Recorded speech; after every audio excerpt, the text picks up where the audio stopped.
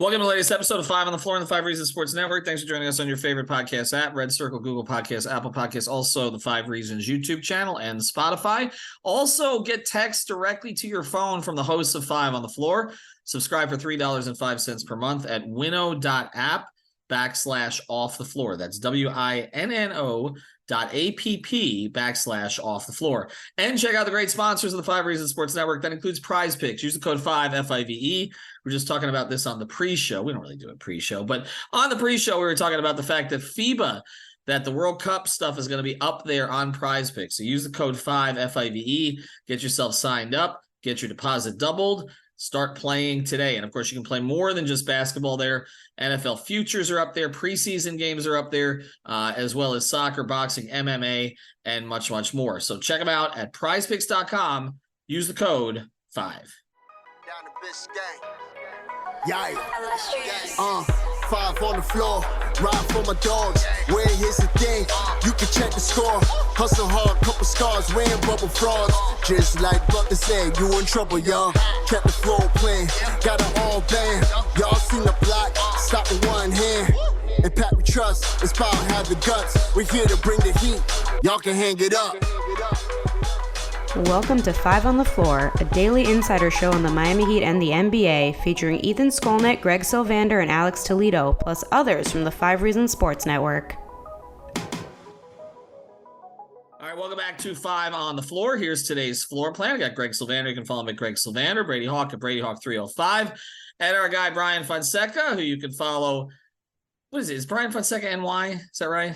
There we go. Brian Still Fonseca. the case, yes. Still the case. I know you do a lot of stuff up there. You live up there. It's fine. That's fine. The Heat fans are not holding that against you. We are going to talk about one person today. One person, and this may be one of those episodes we look back at and say, why did we even bother to do this? Because he's not even playing for the Miami Heat this season. But he looks really good, and that's Nikola Jovic, who it's taken me a year to pronounce his name. Of course, Jovic, drafted by the Miami Heat in the first round last season, got some playing time over the course of the year, but then was shelved with an injury for the middle third of the season, back and forth to Sioux Falls, put on a bunch of muscle weight. We talked about that quite a bit, and he's looked terrific. He looked terrific in Summer League in the brief time that he played, and now in FIBA, he's doing things like basically taking the ball down the court by himself, one-man fast break. He looks like a real prospect, which might surprise people because apparently the Heat have no assets. But we don't know if Portland is going to emphasize him in a trade or if they're going to emphasize Jaime Jaquez in a trade, or both or neither, really, as we look at this situation. So let's start here. I'm going to go to Fonseca first today because you loved this kid before the draft, not just for the Heat, for really anybody. What have you seen in his growth now that he's gotten some more competitive action? Yeah, he's been really good. And he got, first of all, he whooped Puerto Rico's ass, which as a Puerto Rican, not happy about that. Let it out. Get it out of your system. Listen. We can talk about Jovic. And it's only a scrimmage, but like it was 110-75 Serbia won, and Serbia's in our group in the World Cup, and Puerto Rico and the Mets are the only teams where I'll say we, so forgive me, but we're going to get our ass kicked by Serbia in the group because it's Nikola Jovic and his crew, as Stephen A would say.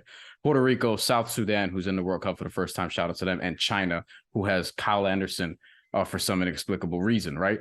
So here's what we have with Nikola Jovic. He winds up with 11 points, 8 rebounds, 5 assists.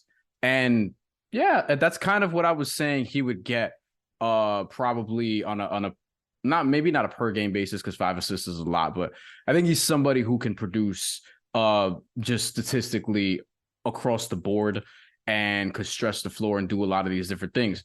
You're seeing it now with after a year of being a pro in the NBA with the experience.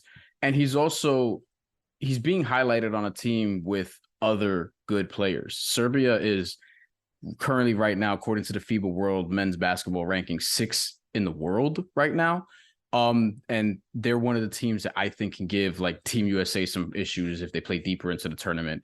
Potentially Canada, although Canada, I think, has been a bit overrated leading up to this tournament because they have NBA talent. But Serbia is one of the best teams in this. And Nikola Jovic is one of the best players on one of the best teams in the world. And I don't think that's something that's small.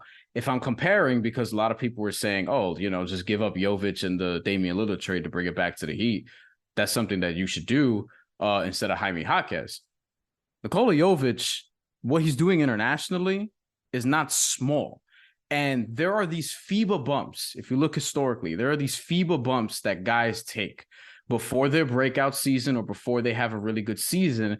They progress internationally, be it guys from Europe, or we even saw this in America with someone like Kevin Durant, who led a team to a world championship at FIBA, and then shortly thereafter led his team to the NBA Finals against the Miami Heat within the next 2 or 3 seasons. I think it was 2 years later they were in the finals. So this is not a small thing, even though the games are quote unquote meaningless. And I'm eager to see how Nikola Jovic plays in the actual tournament, because I think Serbia is a team that's going to hang around for a while. Brian, before we go to the other guys, what in your view is his NBA comp?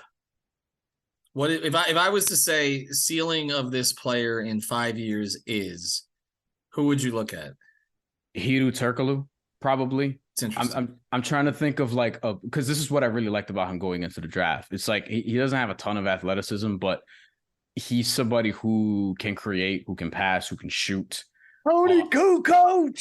Yeah, someone like that. I think he could run your offense a little bit at times as a secondary sort of ball handler and initiator. And I think that with Nikola Jovic on your team playing on the wing offensively, that's something that's really interesting, because the league has gotten a little bit smaller in terms of some of the bigs that play. And I kind of grew up where they were like 6'10" small forwards. And I feel like he can be one of those type of dudes. Who can create in that way. So some people said Danilo Gallinari going into the draft. I feel like I see some of that as well, but he's more of a playmaker, I think, than Danilo was. I think it's gonna be Hedo Turkoglu-ish, which if you're a late first round pick, that'd be a great career to have. Yeah, people forget how good a player he was, actually. And I got colored a little bit by PEDs and all that kind of stuff at the end, but Hedo was a starter on a finals team and was a key starter and was a top 3 scorer on that team. We're going to get more into the Portland aspect of this as we go forward. But Brady, I just, because Brian mentioned a couple of things there about what Jovic is or could be. I guess the question would be, if you're going to play him out on the wing, can he defend out on the wing? I actually liked some of his defensive instincts last year. I didn't see the space cadet stuff that sometimes we see from Heat rookies that are brought in. That is the reason they don't play. I don't feel like that was the reason he didn't play necessarily, but maybe I'm wrong about that. I like that term, by the way. The space cadet way? Yeah. Well. My first mentor. Keep going. My first mentor used to say that a lot in college. Yeah. Well, I'll say this. Kyle Korver gave me a great quote when he was playing with Atlanta. And of course, now Kyle's the general manager, but when he's playing with Atlanta, he said, you can have one knucklehead on a team, but you can't give him a buddy. And that's basically the way that you approach these things.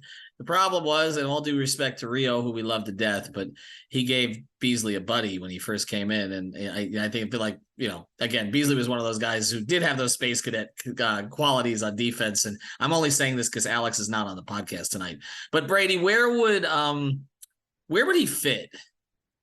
I guess, and how many minutes does he play? Because we've talked about Christian Wood coming in, but Christian Wood, apparently, according to Greg, you're reporting, Christian Wood's really only coming if Dame is acquired and maybe Jovic goes the other direction. They're not thinking that's correct. Both, right?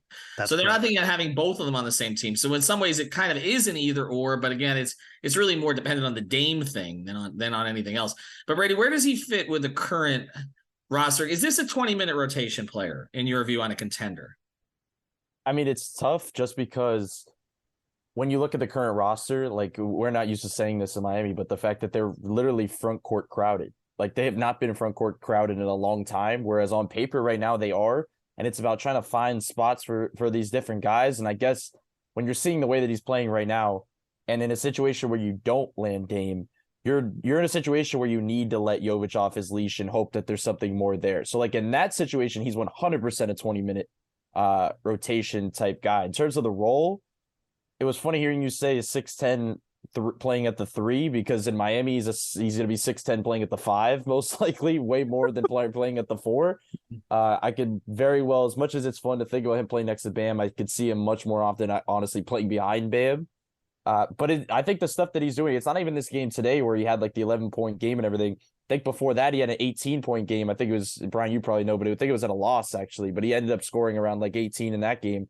But it's the way he's doing it where it's like, you mentioned it at the top of the season, like the way he's grabbing the ball and just going in the other direction. I know we always talk pace at media day, and we're going to probably do a whole podcast in September on Miami Heat going faster.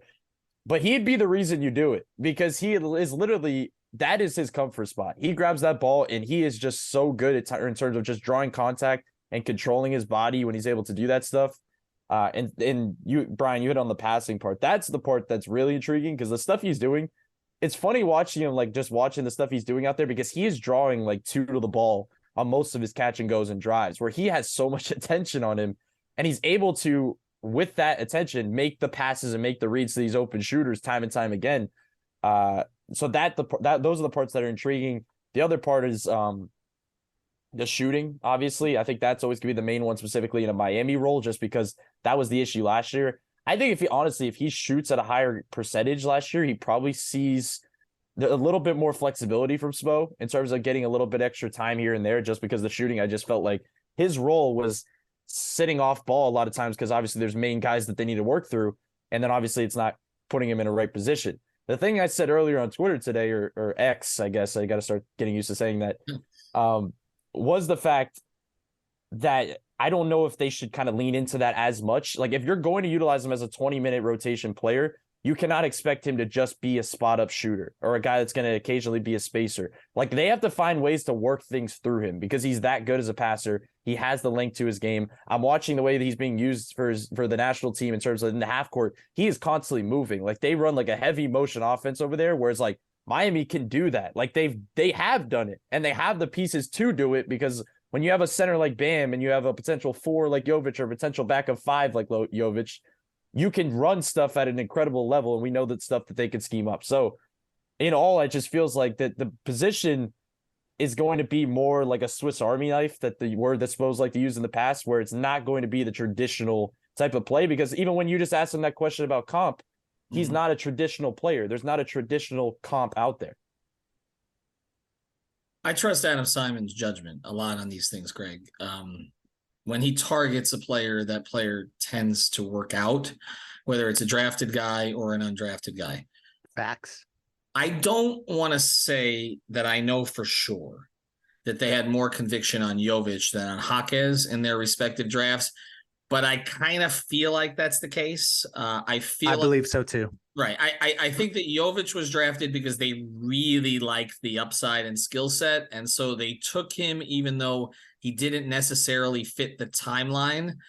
Correct. Whereas Jaquez was drafted more because he does fit the timeline, and that of the options they had. And that's why I asked Adam the question after the draft and said, did you have, a certain type of player in terms of experience you were looking for? And he kind of had a sheepish grin about it and said we had a bunch of guys in that 19-year-old category. But I do think that one of the reasons for the lean to Jaquez was because he was a little bit of an older prospect. Jovic is still younger than Jaquez now. He's just younger than Jaquez. And last year, he was drafted 27th, but he was actually finished in minutes 36th. Okay, so his minutes were actually less than his draft position. He played 204 minutes. I mean, by comparison, there were 18 rookies that played at least 1,000 minutes, including some guys who I don't know they were even that good, but they were just on teams that required it. But I guess the thing about it, Greg, is we're seeing the progression in all the areas you wanted to see the progression from him.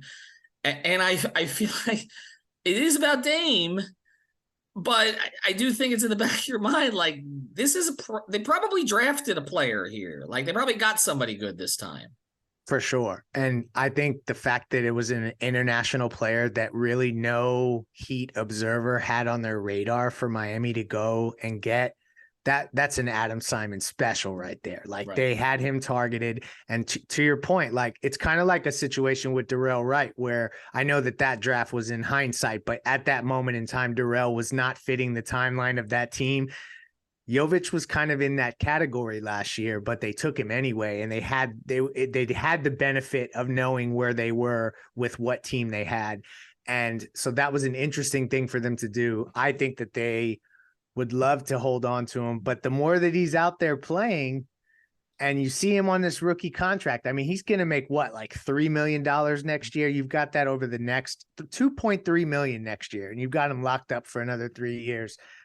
He looks great. He's promising, and Jaime Jaquez is not playing anywhere at the moment. So I think that ultimately is going to make people raise their eyebrows towards Jovic. And that, I mean, you started the show by saying the Heat have no assets. And right now, if you say, and I hate to say this to Heat fans, but I think it could cost Jaquez, Jovic, and both first-round picks they currently own. If it costs that to get Dame, I think that is a hefty cost, and I think people will have to stop scoffing at the offer so much when they see how some of these guys, particularly Jovic, may pan out. Yeah, I mean, I think with your timeline, your Jimmy timeline, you swallow hard, you make the deal if that's what happens. If Cronin hasn't backed himself into such a corner, but it does, again, spin this back the other direction where you're like, why is everybody saying the Heat have nothing to offer when the both Jaquez and Jovic in more limited turn for Jaquez, obviously, I'm not counting Miami Pro League, but just he didn't play as much in Summer League as he could have. They haven't disappointed. Like there's been nothing you've seen and said, oh no, this guy can't play. And sometimes right off the bat that a guy cannot play. These two guys appear that they can play. And what we'll get to after this is why Portland wouldn't want him, because I don't really understand it based on their own timeline and also based on the needs of that roster. He seems to be like that. He's the type of player you would draft to that team right away. So we will talk about that in a second. We do want to mention two great sponsors of the 5 Reasons Sports Network. Our betting partner is Better Edge. Use the code 5RSN. That's 5RSN. Get $20 free to play. Better Edge. You are betting against others who use it. You're not betting against a bookie. You're not betting against the app. It's legal in 45 states. That's the thing we push the most because most of these betting sites are not legal. Go to betteredge.com. That's betteredge.com. Use the code 5RSN. Get $20 to play and find the line that you want. We also want to shout out our guys at Water Cleanup of Florida, Michael Robert and his team. They've got a preventative program. So, yes, they can take care of everything. If you end up with leaks and your house is water damage and all that stuff, call them, contact them. They're based in Boca Raton. They'll service all of South Florida. But also, you can get on a special program, again, that does preventative maintenance because you can't trust the insurance companies after this thing is over. Like, you have a flood or something like that. You really think you're going to get your money? You're going to wait forever for it. So, do what you have to do to make sure that does not happen. Reach out, again, to Michael Robert and the team at Water Cleanup of Florida. You can find them at WCU. FL.com. That's WCUFL.com. They're great people, and if they can't do the job, they will tell you. That's one of the things that always leads me to recommend them, and many of our listeners have had a great experience with them. So reach out again, 954-579-0356. That's 954-579-0356. If you got the schmutz, they got the guts. All right, so speaking of guts, bubble guts at this point in Portland. Brian, why would Joe Cronin not be interested? I mean, is this just a case of, car gets driven off the lot and it doesn't, it doesn't hold the same value. It depreciates immediately, right? So, these first round picks that are just intangible, right? You don't know who they're going to be, what slot it's going to be. Those are valuable, but you take a player that actually looks like he's got a trajectory of being an NBA rotation player or more, and he's not valuable. I don't understand. Why would Portland not be interested in this particular prospect? I have no idea, because if you think about what their starting five could look like, it would be Scoot Henderson, Anthony Simons, Shaedon Sharpe, Nikola Jovic, and Jusuf Nurkic. And I think that's cool. I think fans would be interested in at least 4 of those players to watch. Don't forget Jeremy Grant. Forgot about Jeremy Grant. So I guess Nikola Jovic comes off the bench. Maybe, I don't know. They could freaking figure it out. But basically with Portland, it's like what are their options here, right? And I think Joe Cronin's backed into a corner, as you kind of alluded to earlier, Ethan. It just doesn't make a lot of sense to just not. I mean, we're midway through August at this point, so now we're coming up on a month until training camp. It's a little more than that, but the World Cup begins next week. Mm-hmm. That'll be approximately 2.5 weeks. And then after that, we're a week or so away from training camp. And I don't think Portland, I don't want to just rehash all the Dame stuff that we've been doing for the last, I don't know, month and a half, but could they afford to do it? Why would they not be interested in Nikola Jovic? I don't know. And then on top of that, it's like, I don't understand what's the upside of keeping Dame to this point, especially when he's pissed off, wants to go. And you don't want to have a poor relationship with your first or second greatest franchise player ever. As Greg, you were talking about this on a podcast recently that I thought it was a phenomenal point where you're talking about like, look, you want to have like these good relationships with these guys. Like they don't have a great one with Clyde Drexler, who's probably their best player in franchise history. And Joe Cronin, I think what he thinks is that if he makes his deal, he's going to get fired. And I think if he doesn't, he could get fired. So like, look, you're backed into a corner, and I still think stars run the league. So figure it out. But Nikola Jovic is a good player to answer your question that they should want. I think he's more likely to get fired if he doesn't make the deal. I know many don't agree with me on this, but it's going to be a complete circus, a total embarrassment. We talked about it yesterday or the day before about the predicament it puts team employees in when you have basically a civil war going on through the media, even if it's a Cold War, more so than the Harden thing, which is an outright civil war. This one, might be a little bit more passive aggressive and all the rest of that, but nonetheless, okay, it's going to be distracting. It's going to be annoying. And also, I think that Cronin has a better chance to survive if he pivots to a young team, because that will buy him time to continue to add pieces to it. And this is a guy who I made the comparison to Chris Greer, the Dolphins GM. He's just been with the Blazers forever, just like Greer's been with the Dolphins forever. You really didn't know what he was in charge of, but he's gotten 2 promotions, and now he's in charge of the whole thing over the past couple of years. And now if he can actually lay out his plan for building around Scoot, maybe Simons if you don't trade him, maybe Sharp, Jovic, the first-round picks that you acquire in this trade, and the additional flexibility that you have, Jeremy Grant aside, I think that's a case you can make to ownership. Like, give me a little bit more time to figure this thing out, as opposed to we're going to have Dame there, doesn't want to be there, accidentally winning a few games for us, which is going to push us, further out of the top lottery position when we're trying to keep our pick away from Chicago. Because if it's not in the lottery, it goes to the Bulls. It's just completely idiotic. But Brady, how would he fit in Portland with their young group? If we're to say, okay, he's with Scoot, say, or with with Simons, with Sharp. I mean, I think it would be, the reason I think it would go well is because he's not, as much as I said you kind of want to work things differently through him, he's not ball dominant, if that makes sense. Like, he's unselfish. You can put him in different spots of the floor, whereas like if you want to make Scoot your main guy, or these other guys you're kind of your second, kind of the Robin to Scoot, you can do that and he won't get in the way. And he's kind of like the perfect player that can kind of complement those guys and run an offense if need be. So yeah, I think your point about like kind of like the new car off the lot kind of thing is kind of the case. Whereas like, just because he has a couple miles on him, and the fact that I feel like it being Miami maybe hurts the situation, just because every time, I know this is the weirdest one because it's a guy that's just coming off his rookie season, but every time somebody leaves, everybody knows what ends up happening. I just think this is a different situation because he hasn't even made the initial blossom. Like, it worries people when they kind of get the squeeze out of the undrafted guys, and it's like, what else do they have left? This guy's never even had the squeeze yet. Like, this guy has everything to offer you.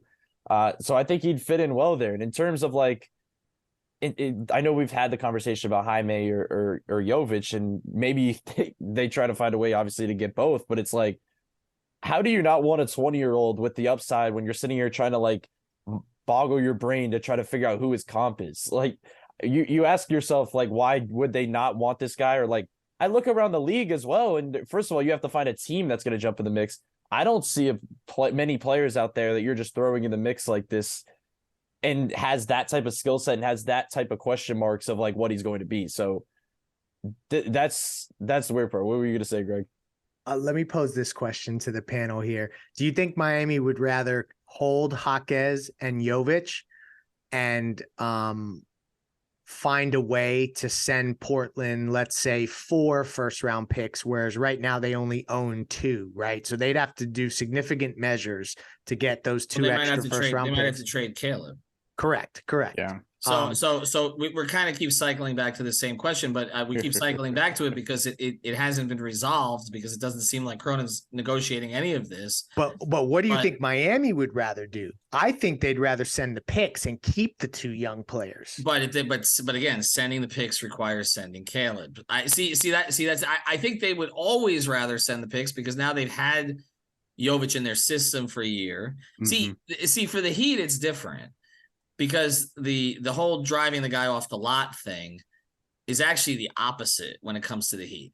Mm-hmm. For the Heat, test driving the player gives the player more value because putting him in their system and seeing how he fits and when he starts to grow with every situation, then you're like, because again, it's not for everybody, as Eric Spoelstra says, right? So now you have a kid who they clearly like coaching. Greg and I have talked about this, and Brady, we've talked about this. Their interactions, the veterans' interactions with him, whether it's Jimmy or otherwise, there clearly is a respect for the skill level there. And I think they like him personally. Like he's hard not to like. I mean, the interactions I've had with him, he's modest but confident. If there's anything, he's just very nice. Like he's just really bought in. Gosh, he bought in. He totally bought in a lot of ways. And look, I don't want to stare, but with European players, you don't know necessarily, and it's simply because they're coming from all kinds of different programs, and so you don't really know until they get in the system. And look, Martin Mursep drove Pat Riley to never look at Europe again. Okay, between him and Sasha Danilovic,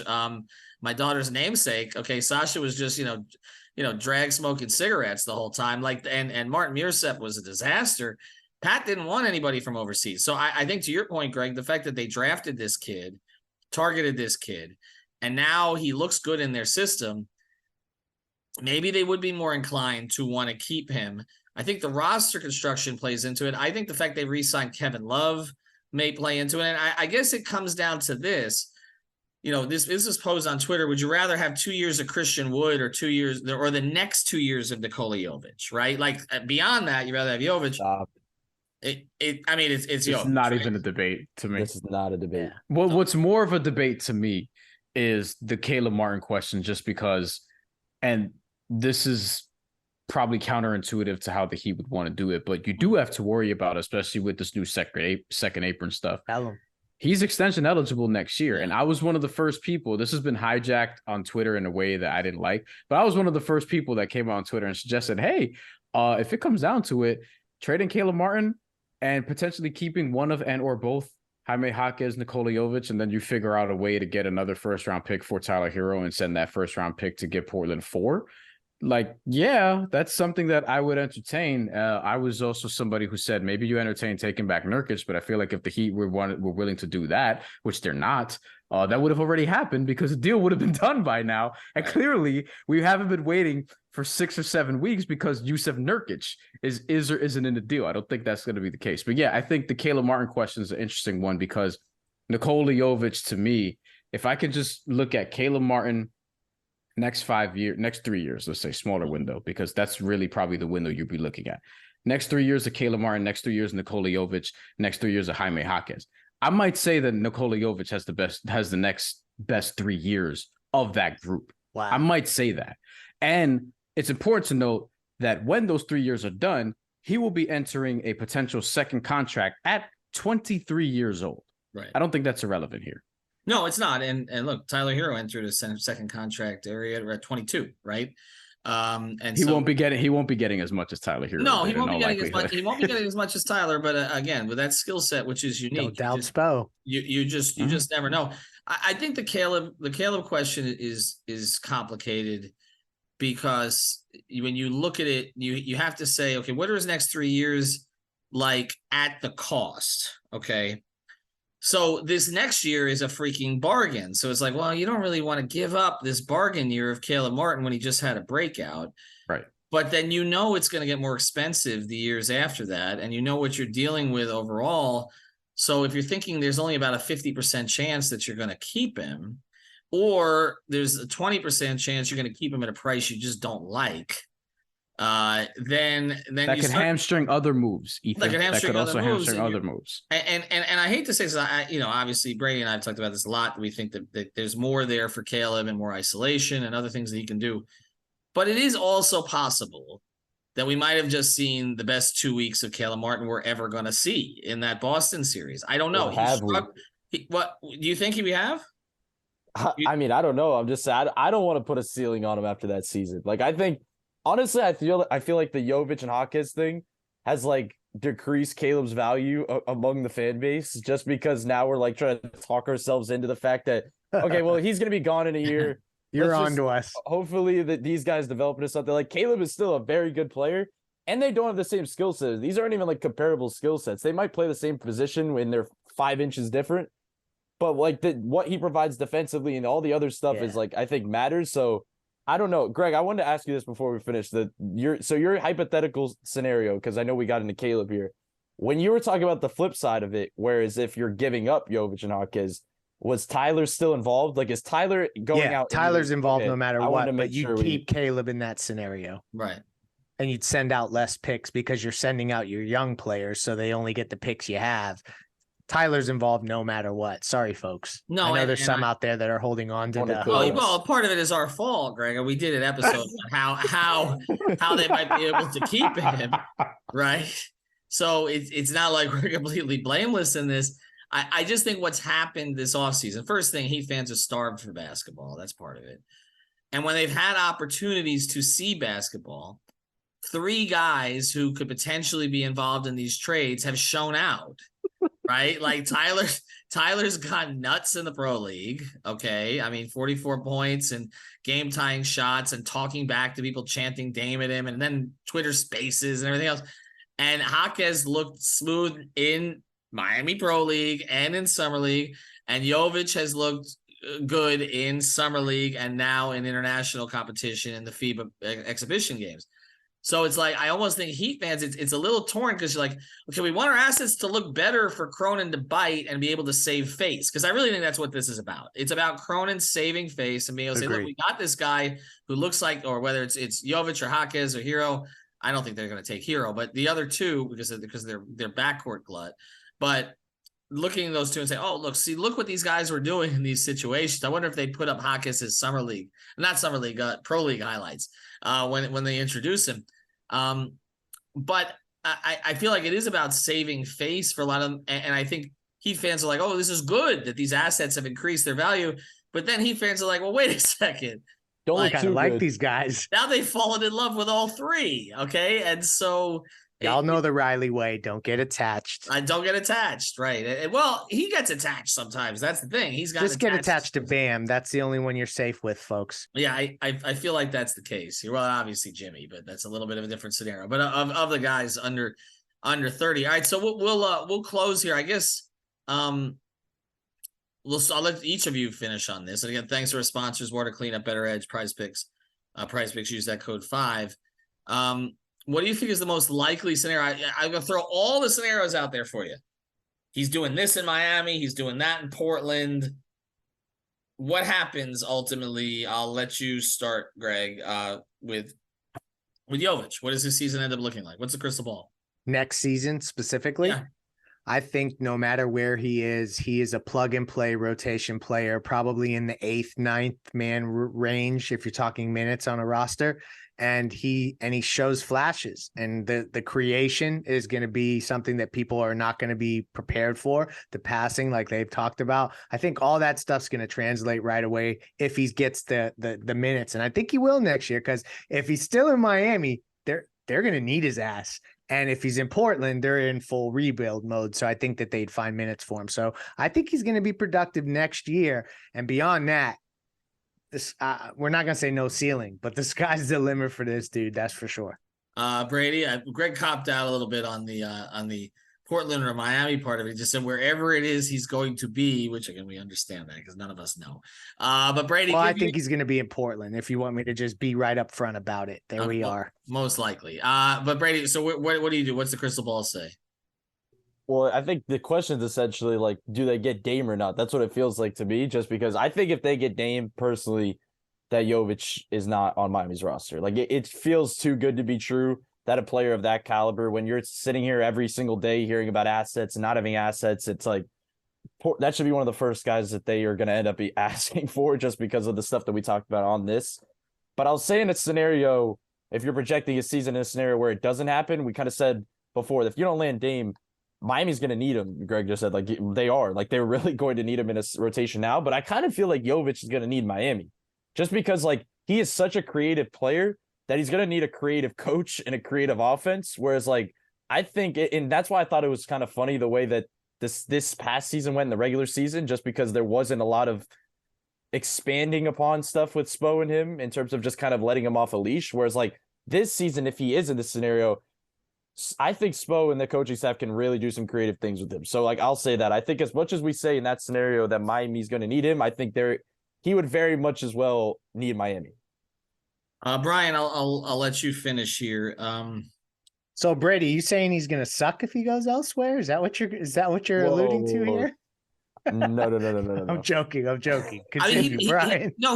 He may get more minutes, but the minutes may not lead to something. Brady makes a good point. When you're in that program, it's something to be said for that. Right. And also players develop at different rates in rebuilding situations. And sometimes they need rebuilding situations to be able to play.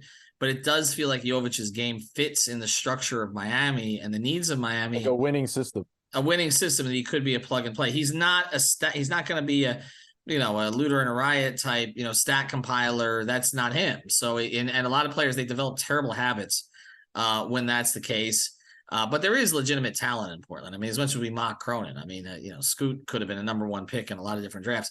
But Brian, would you say now, is it fair to say, as we close, we talk about assets, is Jovic now the best asset on the Heat that's a tradable asset? Because we're taking Bam off the table. Well, in terms of contract value also, like, I mean, unless you like Jaime Jaquez more, but I would argue, given the sample size of what we've actually seen, because Jaime, I mean, unfortunately, he's not playing for Mexico in the World Cup. Otherwise, we would be having an even more interesting conversation. But I think, he probably is, because some people would say Caleb Martin, and I think Bobby Marks once said Caleb Martin is their best asset, but he has 1 year left. And then Caleb Martin's going to get who knows what next year. Is it going to be 4 years, $80 million? Are you prepared to give that to Caleb Martin? Because that may be the going rate for somebody who, let's say Caleb Martin has a big year this year as a six man and he averages about 15 points a game and is a 6 man of the year candidate. 4 years, $80 million. You willing to do that? Or would you rather have Nikola Jovic on a much, much lesser contract that won't see real NBA money until the summer of 2026 when that kicks in, which is a while from now? And Nikola Jovic, I think, is going to be someone that hipster NBA Twitter is going to love. They're going to be there's going to be clips on him all season long about passes that he's making from, like the right wing to the left corner. And like, I think people are just going to love him. This is one of my favorite players. You're going to see that a lot. Yeah, you're going to see that a lot. NBA Twitter. For people who haven't seen him prior to now. And it might start in the World Cup because they're going to be around for a while. They're going to win their group. I'm telling you right now, Puerto Rico's not beating them. And, I love my guys, but we don't even have Jose goddamn Alvarado this year. So we're in trouble. China, South Sudan. And then in the next round, he's going to see probably Dominican Republic, Italy. And Karl Anthony Towns is on the Dominican Republic. I would love to see how Nikola Jovic potentially handles that. Defensively, offensively, if they get matched up at all. You know what I mean? And Italy is no slouch either, but they could win that and then go to the knockout stage. So we're going to see Nikola Jovic if they advance past those first two group rounds, they're going to get into the knockout stage. You're looking at least 6, 5, 7 games, depending on how deep they play into the tournament. So, and there's a couple more scrimmages that Serbia, I think, has left before the tournament. So we're going to see more Nikola Jovic over the next month or so, depending on how long they're going to be in the tournament. Serbia played 8 games last time they got to the end. They finished like 5th because they knocked the United States out at one point. They finished 5th, 6th, something along those lines, but they beat the United States. That team with Kemba Walker and Donovan Mitchell that I actually thought was better than this one. Don't tell anybody. Mhm. And yeah, I think Nikola Jovic's trade value, as long as he, knock on wood, stays healthy and continues to produce, could only go up because of what we see in the World Cup. And wouldn't it be funny if after the World Cup, all of a sudden a trade gets done after Nikola Jovic shows out on one of the world's best teams, on a team that could potentially medal in this tournament? Yeah, well, we'll see how the thing plays out. I love how the view of the Heat's assets is so different outside the organization as opposed to inside the organization. Here's the thing. Like you said, Jovic up for a contract at 23 years old. So he can sign that contract in Portland. And then he can demand a trade to Miami when he's 26. And be right back for his prime. And then we'll leave have a key under the mat. We'll leave a key under the mat for Jovic. And also, look, if you think that 4 years at $80 million for Caleb Martin, which is kind of what you threw out there, Brian, if anybody thinks that's crazy, look what Dylan Brooks just got. So yeah, and especially with some of these numbers escalating here.